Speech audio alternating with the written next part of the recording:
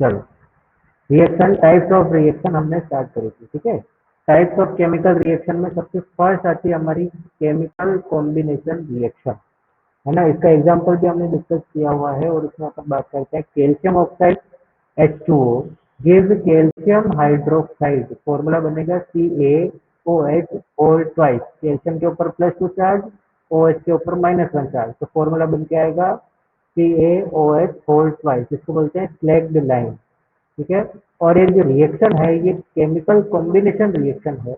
इसका मतलब है कि such a reaction in which a single product is formed when two or more reactant is known as combination reaction, यानी कि single product मिलेगा कब, जब अपने को दो या दो से ज्यादा तरीके के रिएक्टेंट आपस में कंबाइन होंगे तो उस रिएक्शन को क्या कहेंगे अपन, कॉम्बिनेशन रिएक्शन, ठीक है। फिर इसमें अपन ने और एग्जांपल भी बात करते थे, कार्बन और ऑक्सीजन रिएक्शन करके CO2 बना रहे हैं, हाइड्रोजन ऑक्सीजन का रिएक्शन करके H2O बना रहे हैं, है ना। इस टाइप की जो रिएक्शन होती है वो जनरली कैसी होती है, तो अपन बोलते हैं इस टाइप की रिएक्शन जनरली एक्सोथर्मिक रिएक्शन होती है, ठीक है। और एक्सोथर्मिक रिएक्शन का कॉम्बिनेशन रिएक्शन से कोई भी लिंक नहीं है, क्योंकि reaction in which heat is released along with the formation of product, उसको क्या बोलेंगे अपन, है, ये अपना ये क्या कहते हैं जो है, एक्सोथर्मिक रिएक्शन, यानी कि जब कोई भी रिएक्शन अगर हो रही है और उस रिएक्शन रिएक्शन को क्या बोलते हैं अपन, एक्सोथर्मिक, ठीक है। फॉर एग्जाम्पल CH4 और O2, इन दोनों ने रिएक्शन करी, CO2 और H2O बना, है, और साथ में क्या निकली, एनर्जी निकली, ठीक है। फॉर एग्जाम्पल अगर अपन बात करें तो ग्लूकोज का ब्रेक डाउन हो रहा है, यहाँ पर डीकम्पोजिशन रिएक्शन है, लेकिन फिर भी एनर्जी रिलीज हो रही है ना। तो जब कोई भी किसी रिएक्शन के अंदर, चाहे वो कॉम्बिनेशन रिएक्शन है चाहे वो डीकम्पोजिशन रिएक्शन है, दोनों ही टाइप की रिएक्शन हो सकती है, और वहां से अगर हमारे को एनर्जी रिलीज हो रही है तो उस कंडीशन के अंदर जो रिलीज एनर्जी है, वो रिलीज एनर्जी की जो रिएक्शन होगी उसको अपन एक्सोथर्मिक रिएक्शन और बोलेंगे। यहाँ तक तो हम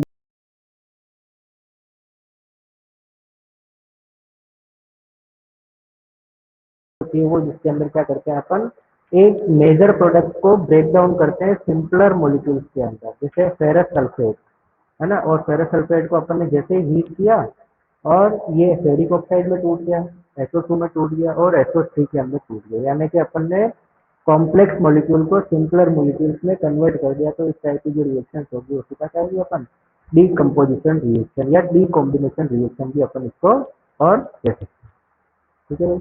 अब इस रिएक्शन के अंदर देखो अपन ने हीट दे रखी है, बहुत सी रिएक्शन होगी जिसके अंदर अपन हीट नहीं देंगे और अपन क्या देंगे, सनलाइट देंगे, है ना। तो अपन क्या कर रहे हैं, एनर्जी दे रहे हैं, और एनर्जी जब कोई भी अपने को गिवन होती है तो उसको एंडोथर्मिक रिएक्शन और एंडोथर्मिक रिएक्शन, ठीक है भाई। तो ये एंडोथर्मिक रिएक्शन, अगर अपने हीट की फॉर्म में एनर्जी रहती है तो उसको थर्मल डिकम्पोजिशन रिएक्शन बोलेंगे, है। और अगर अपन ने सनलाइट की प्रेजेंस में दे रखी है तो उसको अपन फोटो डिकम्पोजिशन रिएक्शन बोलेंगे। अगर आपने इलेक्ट्रिसिटी दे रखी है तो उसको इलेक्ट्रोलाइट बोलेंगे, है। और इलेक्ट्रोलाइसिस के अंदर अपन ने वाटर को जैसे इलेक्ट्रोलाइसिस करेंगे तो वहां से हाइड्रोजन और ऑक्सीजन दोनों ही गैस रिलीज होगी, जिसका रेशो ऑक्सीजन 1 में होगी और हाइड्रोजन 2। तो यहाँ पर रेशियो जो अपन लिखते हैं वो क्या लिखते हैं, 2:1 के रेशियो में हमारे को क्या मिलती है, हाइड्रोजन और ऑक्सीजन मिलती है, ठीक है। ऑक्सीजन हमेशा हमारे को एनोड के ऊपर मिलेगी, क्योंकि ऑक्सीजन जो है वो नेगेटिवली चार्ज है और एनोड पॉजिटिवली चार्ज है, तो नेगेटिव चार्ज पॉजिटिव चार्ज से अट्रैक्ट होके वहां पर डिपोजिशन करेगा, है। और कैथोड के ऊपर नेगेटिव चार्ज है और हाइड्रोजन के ऊपर पॉजिटिव चार्ज है, तो उस कंडीशन में यहाँ पर क्या होगा, हाइड्रोजन का डिपोजिशन और कैथोड के ऊपर होने वाला, ठीक है भाई। तो ये कुछ टाइप के रिएक्शंस हैं जिससे अपन इसको बता सकते हैं, है। तो इलेक्ट्रिसिटी के फॉर्म में भी अपन एनर्जी दे सकते हैं, सनलाइट के फॉर्म में एनर्जी दे सकते हैं। देखो AgCl सनलाइट के प्रेजेंस में रिएक्शन कर रहा है, Ag और Cl2 में ब्रेक डाउन हो रहा है, तो ब्रेक डाउन जो है वो हमेशा एनर्जी की रिक्वायरमेंट रहती है, क्योंकि किसी भी चीज को अपन ब्रेक डाउन करेंगे ना तो उस कंडीशन में हमारे को एनर्जी देनी पड़ेगी, है ना। लेकिन एंडोथर्मिक रिएक्शन, डिकम्पोजिशन रिएक्शन दोनों लिंक है ऐसा नहीं है ना, क्योंकि अपन ने ब्रेक डाउन ऑफ ग्लूकोज किया था तो वहां से अपन ने एनर्जी रिलीज करी थी, है। तो हमारे को पूछ लेता है कि रेस्पिरेशन हमारा एक्सोथर्मिक प्रोसेस है जबकि वो तो डिकम्पोजिशन है। तो एक्सोथर्मिक और डिकम्पोजिशन का कोई भी आपस में लिंक नहीं है, किसी भी रिएक्शन के अंदर अगर हमारे को एनर्जी रिलीज हो रही है तो वो एक्सोथर्मिक है, और उस रिएक्शन के अंदर एनर्जी अगर यूज में आ रही है तो उसको बोलेंगे अपन एंडोथर्मिक रिएक्शन। या तो देखिए ये अपन क्या बात कर रहे हैं, तो ये एंडोथर्मिक और एक्सोथर्मिक रिएक्शन को एक्सप्लेन कर, ठीक है। यहाँ तक बात हुई थी हमारी डीकम्पोजिशन रिएक्शन और एक कॉम्बिनेशन की, जिसके अंदर अपन तीन तरीके की एनर्जी अपन और डिस्कस कर रहे हैं। तो फर्स्ट टाइप की एनर्जी जो जीवन हो सकती है वो हीट की फॉर्म में, जिसको अपन थर्मल डीकम्पोजिशन कह सकते हैं। सेकंड टाइप की रिएक्शन जिसको अपन क्या कह सकते हैं, इलेक्ट्रिसिटी की फॉर्म में, तो उसको अपन ने इलेक्ट्रोलाइसिस कहते हैं। वाटर का इलेक्ट्रोलाइसिस किया तो हाइड्रोजन और ऑक्सीजन H2O 2:1 की रेशो में हमारे को रिलीज होता है। थर्ड टाइप की रिएक्शन है जिसके अंदर थर्ड टाइप की जो एनर्जी अपन ने गिवन करी है वो क्या करी है, तो हम कह रहे हैं कि वहां पर तो हमने सनलाइट की प्रेजेंस में एनर्जी और रिलीज करवाई है। तो सनलाइट की प्रेजेंस में अगर रिएक्शन होगी तो उसको अपन फोटो इलेक्ट्रिक फोटो और डीकम्पोजिशन रिएक्शन बोलेंगे, ठीक है। यहीं पर देखो ये आपके एनसीईआरटी में क्वेश्चन दिया हुआ है, और एनसीईआरटी में क्वेश्चन लिखा हुआ है, ए solution of a substance x is used for white washing, name the substance X, write its formula. Write the reaction of the substance X named in above with the water. है यहाँ पर एक तो substance है जिसकी reaction हमारे को और वाटर के साथ करानी है। तो यहाँ पर व्हाइट वाश के लिए कौन सा पाउडर काम में आता है, एक्स। ये आप ऊपर वाली रिएक्शन में देखना है, कैल्शियम से रिलेटेड कोई ना कोई रिएक्शन नजर आएगी आपको, है, और उसकी रिएक्शन जब वाटर के साथ करवाओगे तो हाइड्रोक्साइड बनेगा। ऐसे ढूंढना आप, है, तो ढूंढ के आपको पता लग जाएगा। Why is the amount of gas collected in one of the test tubes in activity 1.7 double of the amount collected in the other? Name this gas. 1.7 activity, ये 1.7 activity 1.7 1.7 नहीं होगा, ये 1.6 होगा, तो इसको करेक्ट कर लेंगे ना। ये एक्टिविटी 1.7 है, और इसका डायग्राम है फिगर 1.6। अब यहाँ पर कह रहा है कि हाइड्रोजन और ऑक्सीजन ये दो जो गैसें हैं, ये हाइड्रोजन डबल अमाउंट में क्यों रिलीज हो रही है और ऑक्सीजन सिंगल अमाउंट में क्यों रिलीज हो रही है, इसका रेशियो 2:1 क्यों है। तो हम ये पहले ही बता चुके हैं कि H2O के फॉर्मूले में हाइड्रोजन 2 है, तो 2 डबल रिंग निकलेगी और ऑक्सीजन 1 है। यानी कि इसकी जब कभी अपन रिएक्शन भी लिखेंगे ना, तो उस रिएक्शन के अंदर भी हमारे को ये मेंशन करना पड़ेगा, उसकी जो बैलेंस्ड केमिकल इक्वेशन होती है उस बैलेंस्ड केमिकल इक्वेशन के अंदर, हालांकि यहाँ पर नहीं लिखी हुई रिएक्शन, पर आपने को रिएक्शन भी लिखने आनी चाहिए।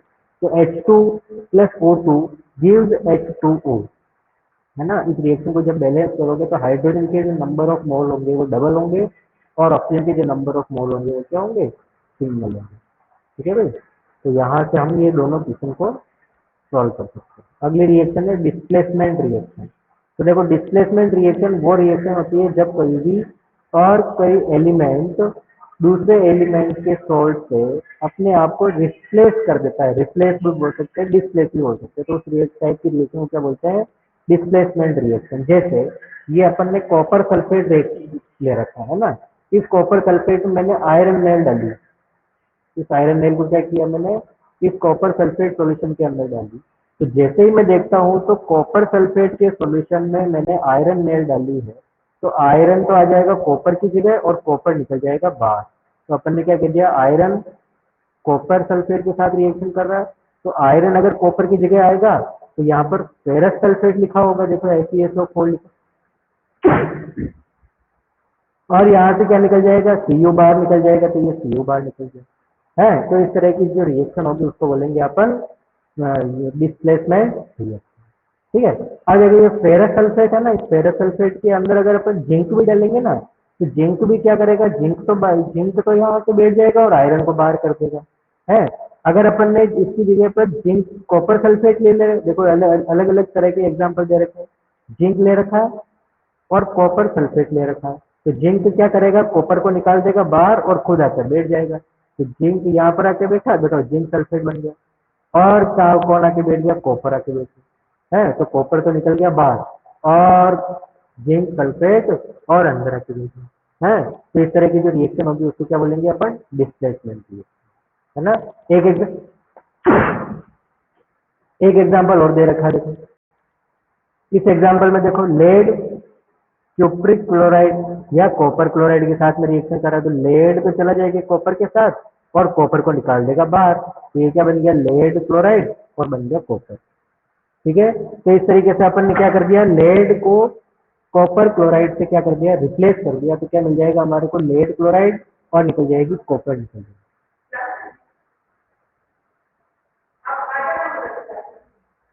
ठीक है, तो ये क्या कर दिया अपन ने, इस तरह की जो रिएक्शन होगी उसको क्या बोलेंगे अपन, डिस्प्लेसमेंट रिएक्शन कहेंगे। ठीक है, अभी डिस्प्लेसमेंट रिएक्शन के अंदर अपन ने क्या कर दिया, जिंक और लेड इन दोनों को रिप्लेस करवा दिया, इन दोनों ने क्या कर दिया है, जो लेस रिएक्टिव कॉपर थी उसको क्या कर दिया, यहाँ से रिप्लेस करने का काम कर दिया। ठीक है, तो यहाँ पर क्या होता है, एक रिएक्टेंट दूसरे रिएक्टेंट को डिस्प्लेस करता है, इसलिए इस रिएक्शन को क्या कर देते हैं अपन, डिस्प्लेसमेंट रिएक्शन। ठीक है, अब यही प्रोसेस अगर दो बार हो जाए, यानी कि जो मेटल निकली बाहर वो भी किसी दूसरे को रिप्लेस कर दे, तो उस रिएक्शन को क्या बोलेंगे अपन, डबल डिस्प्लेसमेंट रिएक्शन। ठीक है, अब डबल डिस्प्लेसमेंट रिएक्शन देखो, Na2SO4 यानी कि है ये सोडियम सल्फेट, सोडियम के ऊपर चार्ज है +1 और सल्फेट के ऊपर चार्ज है -2, तो फॉर्मूला बन गया Na2SO4। इसकी रिएक्शन कराई अपन ने BaCl2 यानी कि बेरियम और क्लोराइड के साथ रिएक्शन कराई, तो सोडियम क्या कर रहा है, Ba की जगह पर आकर बैठेगा और बेरियम चला जाएगा सल्फेट के साथ में। तो इस तरीके से एक डिस्प्लेसमेंट कब होगा, जब सोडियम बेरियम के साथ आएगा, दूसरा डिस्प्लेसमेंट कब होगा, जब बेरियम सोडियम के पास चला जाएगा। तो सोडियम जब इधर आएगा तो ये तो बना जाएगा क्लोराइन के साथ में, तो सोडियम के ऊपर +1 चार्ज, क्लोरीन के ऊपर -1 चार्ज, तो ये फॉर्मूला बन गया NaCl। देखो सोडियम पहले सल्फेट के साथ था, अब सोडियम से क्लोरीन के साथ आ गया है, और देखो बेरियम अभी क्लोरीन के साथ है, बेरियम उठ के आ जाएगा इधर तो सल्फेट के साथ चला जाएगा, तो ये बन गया बेरियम सल्फेट, है ना। अब इस तरह की जो रिएक्शन होती है ना, उस रिएक्शन में एक तो होता है सोल्यूबल और एक होता है इनसोल्यूबल। तो यहाँ पर NaCl जो है वो क्या है, सोल्यूबल है, देखो एक्वस लिखा हुआ है इसलिए सोल्यूबल है, और बेरियम सल्फेट होता है सॉलिड यानी कि ये होता है सॉलिड, तो इस रिएक्शन में प्रेसिपिटेट बनने का काम होता है। तो इस तरह की जो रिएक्शन होती है ना, उन रिएक्शन को अपन बोलते हैं प्रेसिपिटेशन रिएक्शन। कौन सी रिएक्शन बोलेंगे अपन उसको, प्रेसिपिटेशन रिएक्शन। देखो यहाँ क्या हो रहा है, देखो तो ये यहाँ से अपन ने क्या डाला, सोडियम सल्फाइड डाला, है ना, ये सोडियम सल्फाइड डाला, और नीचे क्या है हमारा, बेरियम क्लोराइड। तो जैसे ही ऊपर से सोडियम सल्फाइड आएगा बेरियम क्लोराइड के साथ रिएक्शन करेगा तो बेरियम सल्फेट बन जाएगा, तो बेरियम सल्फेट तो नीचे की तरफ जमा होना स्टार्ट हो जाएगा, और NaCl तो सोल्यूबल है तो उसका एक्वा सोल्यूशन बन जाएगा। है, तो इस तरीके से क्या होती है, डबल डिस्प्लेसमेंट रिएक्शन प्रोसीड होती है। याद रखिएगा कि इतना था। ठीक है, तो अपन ने क्या बात करी है, डिस्प्लेसमेंट रिएक्शन और डबल डिस्प्लेसमेंट रिएक्शन। ठीक है, व्हाट कॉज दिस, इसमें क्या होता है, so the white precipitate or barium sulfate is formed by the reaction of sulfate and barium. The other product formed is sodium chloride which remains in the solution. Such reaction in which there is an exchange of ions between the reactant is called double displacement reaction. इस तरह की जो reaction होती है ना, उन reaction को क्या कहते हैं अपन, डबल डिस्प्लेसमेंट रिएक्शन। याद रखिएगा, इतना सा याद रखना। ठीक है भाई, तो ये अपन ने दो तरह की रिएक्शन पढ़ ली, एक तो डिस्प्लेसमेंट रिएक्शन और एक होती है डबल डिस्प्लेसमेंट। ठीक है, उसके बाद रिएक्शन आती है उसको बोलते हैं रेडॉक्स रिएक्शन, है ना, इनको क्या बोलेंगे अपन, रेडॉक्स रिएक्शन। और रेडॉक्स रिएक्शन जो होती है वो कॉम्बिनेशन होती है किसका, oxidation and reduction. Oxidation and reduction का जो कॉम्बिनेशन रिएक्शन होती है उसको बोलते हैं अपन, है, और रेडॉक्स रिएक्शन। ठीक है, उसमें से सबसे पहले पढ़ रहे हैं अपन ऑक्सीडेशन। ऑक्सीडेशन का मतलब होता है कोई एलिमेंट है उसके पास ऑक्सीजन नहीं है, अब उसको ऑक्सीजन अगर मिलने लग जाए तो उसको बोलेंगे अपन ऑक्सीडेशन, है। और अगर किसी के पास पहले से ऑक्सीजन है, देखो Cu के साथ ऑक्सीजन है और उसकी अगर ऑक्सीजन निकल गई बाहर तो उसको बोलेंगे अपन रिडक्शन रिएक्शन।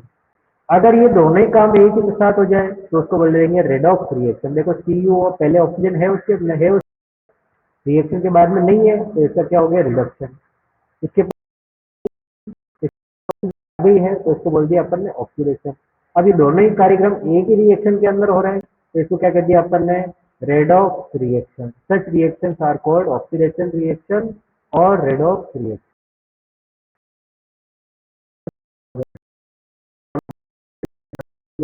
पहले है बाद में नहीं है, बाद में रिएक्शन के अंदर के पास में अभी ऑक्सीजन है बाद में नहीं है तो रिडक्शन हो गया। ऐसे ही हाइड्रोजन के पास पहले ऑक्सीजन नहीं है, बाद में आ गई है तो ये हो गया रिडक्शन। ये कैसी रिएक्शन हो गई हमारे पास? Redox reaction. ठीक है। और हमारी एवरीडे लाइफ में इनका क्या क्या यूज है? तो कोरोजन और रेंसिविटी है ना। कोरोजन का मतलब होता है कोई भी मेटल होती है ना, उसका जब कोई भी ऑक्सीडेशन होगा तो उसका रस्टिंग होना स्टार्ट हो जाएगी, है ना, डिकम्पोजिशन स्टार्ट है। और इसके अंदर जैसे अपन आयरन कह दें, है, कॉपर कह दें, सिल्वर कह दें, इनके अंदर क्या होती है? ब्लैक कलर की कोटिंग आयरन के अंदर होती है, ग्रीन कलर की कोटिंग कॉपर के अंदर होती है। ये सारे एग्जाम्पल किसके हो जाते हैं? कोरोजन के हो जाते हैं। और ये कोरोजन क्यों होता है? क्योंकि उनके अंदर रेडॉक्स रिएक्शन या ऑक्सीडेशन रिएक्शन होना स्टार्ट हो जाती है। तो ये कोरोजन जो होता है वो हमारी कार की बॉडी को खराब कर सकता है, हमारे ब्रिजेस को, है, आयरन रेलिंग, शेप, बहुत सारे तरह की जो मेटल्स है उनको धीरे धीरे खत्म करने का काम करता है ना। तो हमारे को धीरे धीरे इस कोरोजन से क्या करना पड़ेगा? हमारा प्रोटेक्शन करना पड़ेगा। तो अगर हमारी मेटल को हम हमारे कोरोजन से प्रोटेक्ट करना चाह रहे हैं तो हमारे को ऑयल का पेंट करना पड़ेगा, है, उनका एलॉय बनाना पड़ेगा, है, और उनको एयर से बचाना पड़ेगा, उनको वाटर के कॉन्टेक्ट से बचाना पड़ेगा। तो ये कुछ अपन क्या कर सकते हैं? और कोरोजन से अपन इसको प्रोटेक्ट करने का काम कर सकते हैं। ठीक है। When a metal is attacked by a substance around it such as moisture, acid, it's said to be corrode and this process is called corrosion और उसे क्या कहेंगे अपन? corrosion। नेक्स्ट है रेंसिडिटी। है, रेंसिडिटी का मतलब क्या है? जब कोई भी हमारा जो फूड मटेरियल है और फूड मटेरियल का ऑक्सीडेशन स्टार्ट हो जाता है तो उसका टेस्ट चेंज हो जाएगा, उसकी उसके अंदर से स्मेल आने लग जाएगी, है ना, क्योंकि फूड पार्टिकल के अंदर फेट और ऑयल होते हैं ना। तो फेट और ऑयल क्या करते हैं? हमारा ऑक्सीडेशन स्टार्ट करते हैं ना। तो ऑक्सीडाइज होने के कारण से उनके अंदर क्या हो जाएगा? टेस्ट, स्मेल, ये सब चेंज होना स्टार्ट हो जाएगी। तो हमारे जितने भी फूड आर्टिकल्स होते हैं उनको एयर टाइट कंटेनर के अंदर रख के उसको ऑक्सीडेशन से बचाने का काम करते हैं ना। तो ऑक्सीडेशन अगर हो गई नहीं तो हमारे जो आर्टिकल्स होंगे वो खराब भी नहीं होंगे। ठीक है। तो यहाँ से हमारे को ऐसा पूछते हैं कि हमारे जो चिप्स के पैकेट हैं उन चिप्स के पैकेट में हम नाइट्रोजन गैस क्यों फिल करते हैं? तो हम उसको ऑक्सीडेशन से बचाना चाहते हैं ना। तो ऑक्सीडेशन से अगर वो बचे रहेंगे तो उनका रेंसिडिटी नहीं होगी, उनका टेस्ट खराब नहीं होगा, उसमें से स्मेल नहीं आएगी। ठीक है भाई। तो ये इस तरीके से अपन बात कर सकते हैं। तो ये ऑक्सीडेशन, ऑक्सीडेशन की एप्लीकेशन, कोरोजन और रेंसिडिटी, यहाँ पर ये लेसन क्या हो जाता है? फिनिश हो जाता है। ठीक है। तो इसके एनसीईआरटी क्वेश्चंस करना और मोस्ट प्रोबेबल सैटरडे को मैं आप लोगों का एक क्लास टेस्ट लूंगा इसी का। ठीक है। एमसीक्यू बेस्ड क्वेश्चन के होंगे, है ना। तो क्लास टेस्ट लेके आप लोगों का ये लेसन फिनिश करें। ठीक है भाई। Thank you.